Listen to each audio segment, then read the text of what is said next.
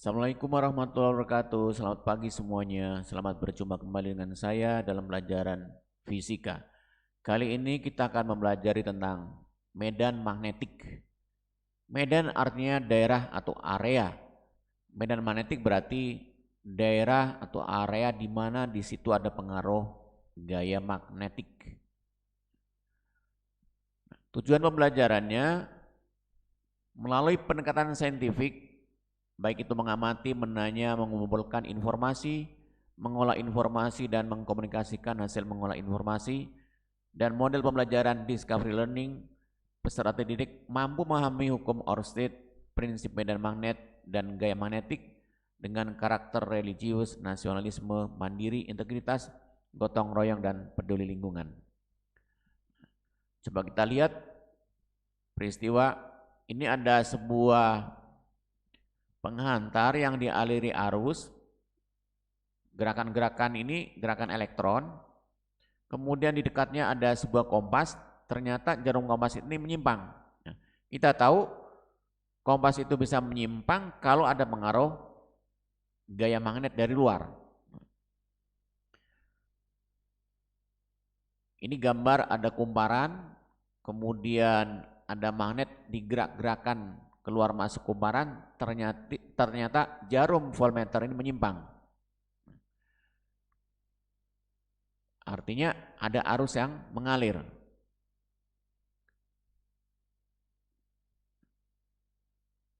Apa yang Anda ketahui tentang magnet dan medan magnet? Medan magnet, ruang magnet di mana gaya magnet masih bisa kita rasakan, itu namanya medan magnet. Ini gambar bumi, bumi juga sebagai magnet.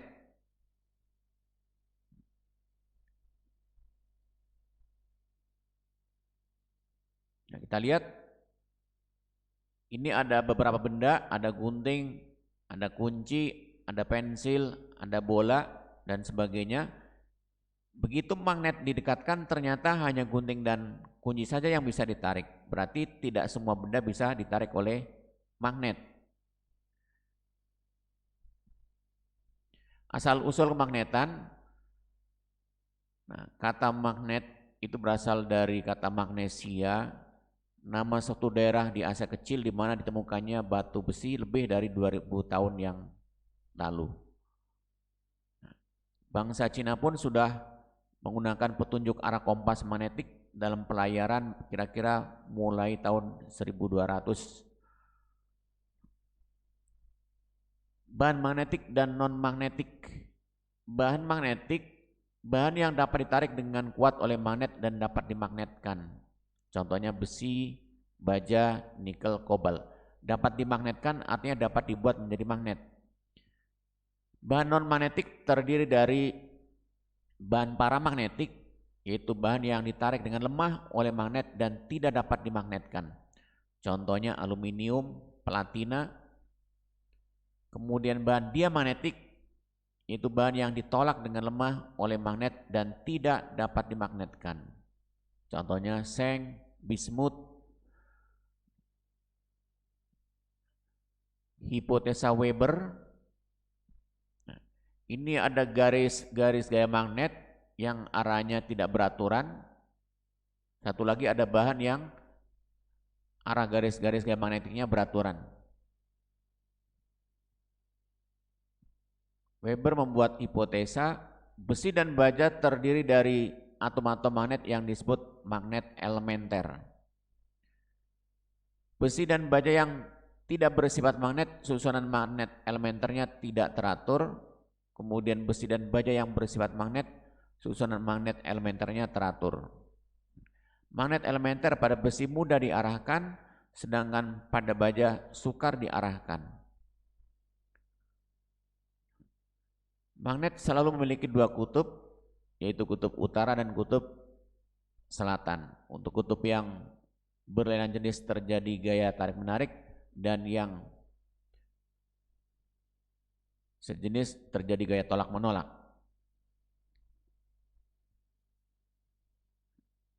Nah, seperti ini gambaran bumi sebagai magnet. Kutub selatan magnet bumi itu adanya di kutub utara bumi dan kutub utara magnet bumi adanya di kutub selatan bumi. Jadi terbalik ya.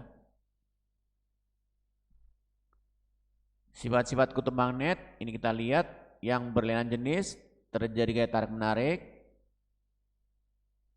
Kemudian yang sejenis terjadi gaya tolak menolak. Cara membuat magnet yang pertama dengan cara menggosok-gosokkan. Nah, jadi ada sebuah bahan yang akan dibuat magnet, kemudian magnetnya digosokkan, cara menggosokkannya dalam satu arah, maka lama-kelamaan bahan yang digosok dengan magnet menjadi sebuah magnet.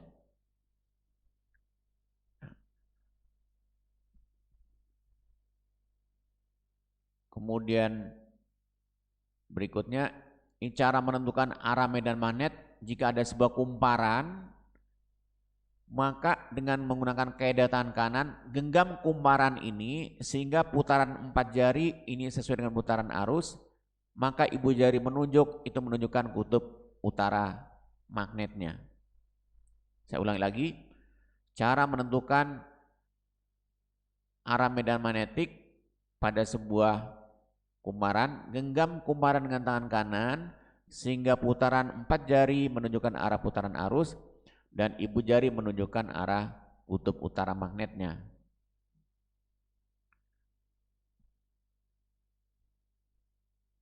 Cara yang kedua membuat magnet dengan cara induksi, yaitu misalkan besi dan baja didekatkan dengan catatan tidak menyentuh pada bahan magnet yang kuat, maka besi dan baja akan menjadi magnet. Nah, terjadinya magnet seperti ini namanya induksi.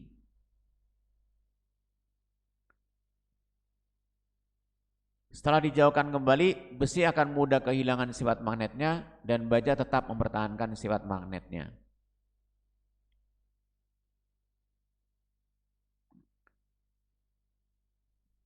Magnet menimbulkan medan magnet di sekitarnya. Nah, jadi kalau ada sebuah magnet, maka daerah di sekitarnya itu namanya medan magnetik.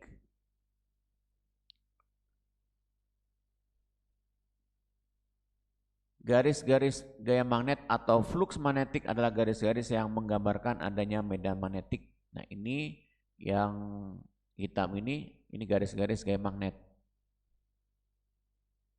Nah, kalau digambarkan seperti ini nih, garis-garis gaya magnet.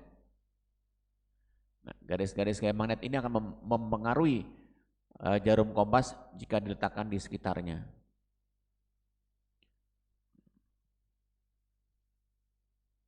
Medan magnet biasanya dinyatakan dengan garis-garis khayal yang disebut dengan garis medan magnet atau garis-garis gaya magnet. Arahnya keluar dari kutub utara magnet dan masuk ke kutub selatan magnet. Gambarnya ini kalau ada ini kutub utara magnet, ini kutub selatan magnet, maka garis-garis gaya magnet itu keluar dari kutub utara masuk kutub selatan. Dalam menggambarkannya tidak boleh ada yang berpotongan. Kemudian tempat di mana di situ kerapatan garis-garis gaya magnetnya rapat menunjukkan medan magnetiknya besar, sedangkan tempat di mana garis-garis gaya magnetnya renggang menyatakan medan magnetiknya kecil. Jadi paling kuat medan magnet itu ada di dekat kutub-kutub magnet.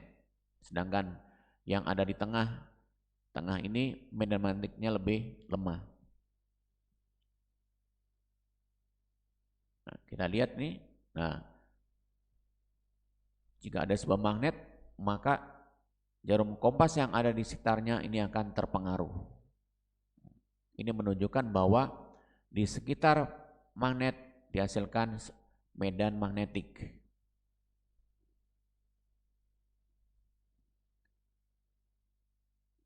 Ada 3 aturan garis-garis medan magnet. Yang pertama, garis-garis medan magnet tidak pernah saling berpotongan atau bersilangan. Yang kedua, garis-garis medan magnet selalu keluar dari kutub utara dan masuk kutub selatan serta membentuk kurva tertutup. 3, jika garis-garis medan magnet pada suatu tempat rapat, maka medan magnet pada tempat tersebut kuat, sebaliknya jika garis-garis medan magnet pada suatu tempat renggang, maka medan magnet pada tempat tersebut lemah. Ya. Ini percobaan Hans Christian Ørsted. Kita lihat, ini ada 3 penghantar, 1, 2, 3. Nanti penghantar pertama tidak dialiri arus, penghantar 2 dialiri arus, penghantar 3 juga dialiri arus, tapi posisi kompasnya berbeda. Yang kedua di atas, yang ketiga di bawah. Coba kita lihat apa pengaruhnya. Nah.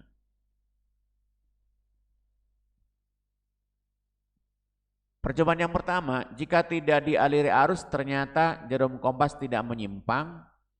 Percobaan yang kedua, jika dialiri arus dari bawah ke atas, ternyata kutub utara kompas menyimpang ke kanan. Kemudian percobaan yang ketiga, dialiri arus dari atas ke bawah, tetapi posisi kompas ada di bawah, kutub utara menyimpang ke kanan juga. Nah, dari sini disimbolkanlah pada dasarnya sumber magnet tidak hanya berupa magnet permanen, tetapi dapat juga berupa elektromagnet, yaitu magnet yang dihasilkan oleh arus listrik atau muatan-muatan listrik yang bergerak.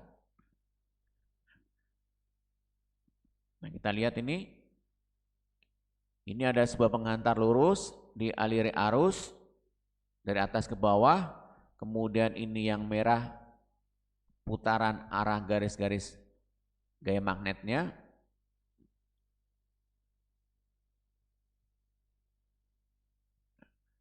Maka titik P yang berjarak R dari penghantar memiliki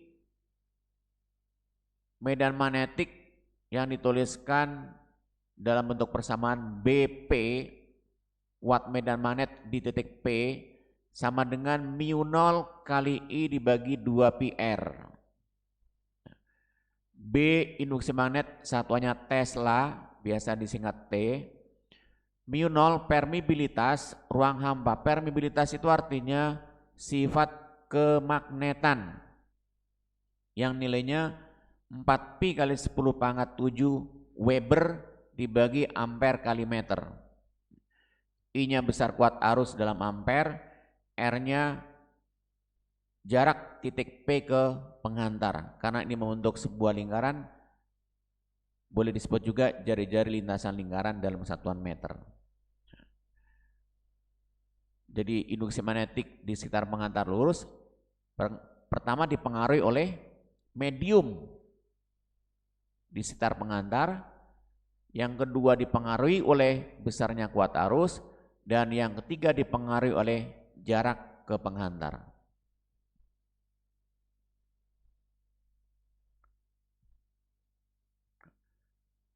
Kalau penghantarnya membentuk sebuah lingkaran dengan jari-jari R, maka induksi magnetik di pusat lingkaran di titik O dituliskan BO sama dengan mu0 kali I per 2R.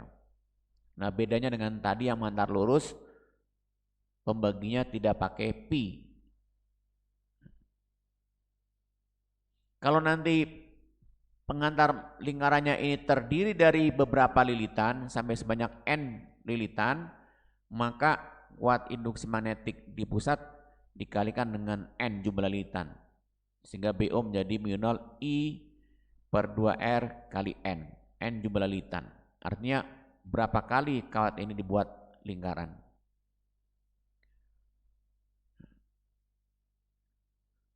Nah, kemudian menentukan induksi magnetik di titik pada sumbu lingkaran. Ini penghantar yang dibuat lingkaran, kemudian ini sumbunya. Titik S itu pada sumbu, maka induksi magnetik di titik S, BS sama dengan mu0 kali I kali R sin theta dibagi 2A kuadrat. R kecilnya jari-jari lingkarannya, kemudian A di sini sisi miringnya, tetanya sudut yang dibentuk di S ini.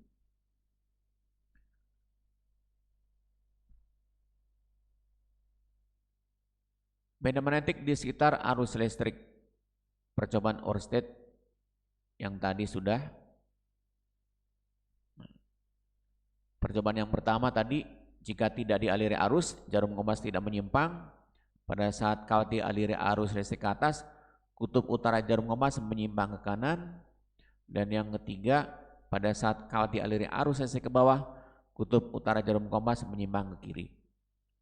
Jadi kesimpulannya, di sekitar pengantar berarus dihasilkan medan magnet, dan arah medan magnetik tergantung arah arusnya.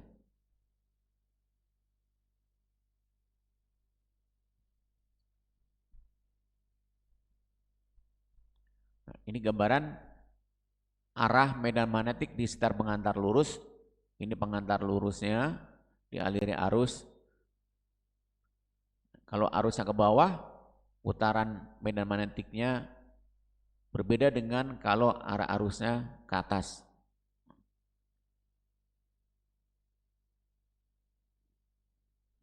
Ini kaidah tangan kanan yang bisa digunakan untuk menentukan arah medan magnetik di sekitar pengantar lurus. Dengan menggunakan kaitan kanan, arahkan ibu jari sesuai dengan arah arus I ibu jari, maka putaran 4 jari lainnya ini menunjukkan arah putaran medan magnetiknya. Jari yang 4, jari yang banyak menunjukkan arah B, medan magnetik. B banyak, I ibu jari. Biar gampang mengingatnya, ibu jari I, arus. 4 jari, jari yang banyak B, medan magnetik. B banyak.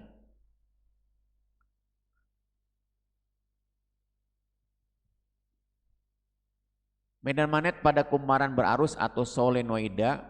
Nah, solenoida itu kumparan yang bentuknya memanjang, intinya berbentuk silinder. Seperti ini gambarnya solenoida. Nah, ini gambarannya arah medan magnetik.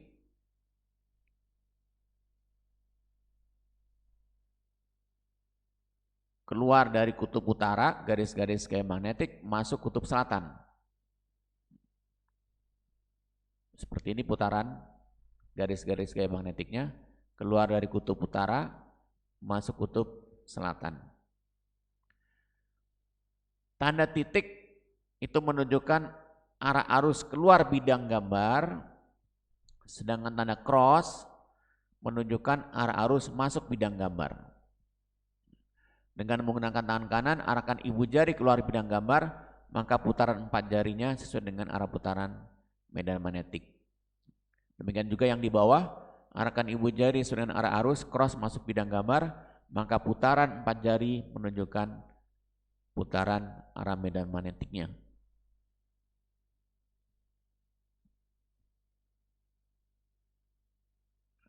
Nah, ini cara menentukan arah medan magnetik dengan tangan kanan yang sudah saya jelaskan tadi.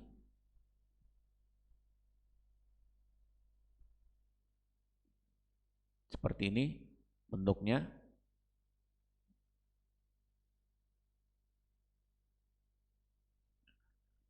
Besarnya induksi magnetik di titik tengah atau pusat solenoida B sama dengan mu0 I N per L. L ini panjang solenoida dari ujung kiri sampai ujung kanan, itu L. Ini induksi magnetik di tengah-tengah atau pusat solenoida. Kemudian di salah satu ujung kiri dengan ujung kanan itu sama saja induksi magnetiknya, yaitu sama dengan mu0 IN per 2L. Kemudian induksi magnetik pada toroida. Nah, toroida itu kumparan yang bentuknya lingkaran seperti ini. Namanya toroida. Nah, ini ada sumbu toroidanya. Induksi magnetik sepanjang sumbu toroida itu sama, yang dituliskan dalam bentuk persamaan, mu0 IN per 2PR. R-nya jari-jari efektif. Kenapa disebut jari-jari efektif? Ini kan ada lingkaran kecil yang di dalam dan lingkaran besar yang di luar. Rata-ratanya itu namanya jari-jari efektif, yaitu dari pusat sampai sumbu toroida. Contoh, Berapa induksi magnetik pada jarak 5 cm dari pusat sebuah kawat lurus yang berarus 3 ampere? Nah, gunakan persamaan induksi magnetik di sekitar pengantar lurus. B sama dengan mu 0 I per 2 pi R. Mu 0-nya 4 pi kali 10⁻⁷, I-nya 3 ampere dibagi 2 pi, R-nya 5 cm ubah ke meter 0,05, sehingga kalau dihitung hasilnya 1,2 kali 10⁻⁵ Tesla.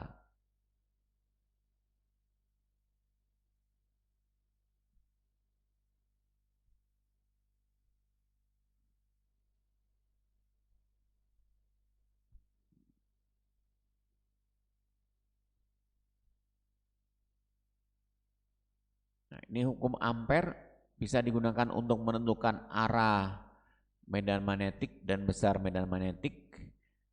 Ini penurunannya, rumus-rumus yang tadi.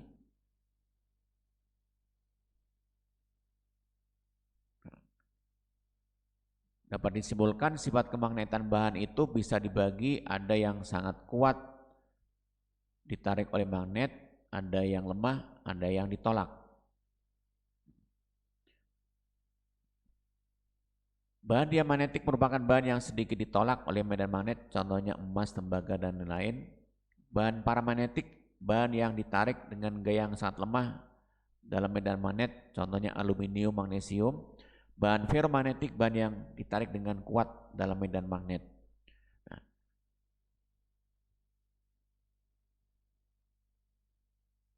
ada latihan soal ini, nomor 1, nomor 2, nomor 3, bisa kalian coba.